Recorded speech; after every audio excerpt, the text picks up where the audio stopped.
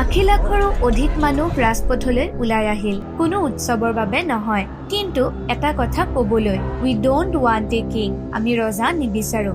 এইটোৱে হৈছে নো Kings protest, আমেৰিকাৰ ইতিহাসৰ one of the biggest protest. যোৱা 28 মাৰ্চত USA 50খন ৰাজ্যতে লাখ লাখ আমেৰিকান লোকে প্ৰতিবাদ সাব্যস্ত কৰে। তেওঁলোকৰ মেছেজটো চিম্পল, গণতন্ত্ৰত কোনো নেতাই ৰজাৰ দৰে কাম কৰিব নালাগে। কিন্তু এইটো এটা ৰাতিতে হোৱা প্ৰটেষ্ট নহয়। আমেৰিকান চিটিজেনসকল অলৰেডি ক্ষোভিত আছিল। চৰকাৰ অত্যাধিক শক্তিশালী হোৱা, ইমিগ্ৰেশ্যন ৰেটছ আৰু ডেথছ, ৱাৰ টেনশ্যনছ, অধিকাৰ আৰু স্বাধীনতাৰ ইছ্যুজ, জীৱন যাপনৰ ব্যয় বৃদ্ধি, এই সকলোবোৰ বিল্ড আপ হ'ল আৰু শেষত বিস্ফোৰণ ঘটিল। ইয়াৰ ৰিজাল্ট আছিল মেছিভ গ্ল'বেল এটেনশ্যন, চৰকাৰৰ ওপৰত প্ৰেছাৰ আৰু ৰাইজৰ পৰা এক শক্তিশালী মেছেজ। কাৰণ গণতন্ত্ৰত ক্ষমতা এজন মানুহৰ নহয়, ই ৰাইজৰ। তেন্তে আজি কি শিকিলা?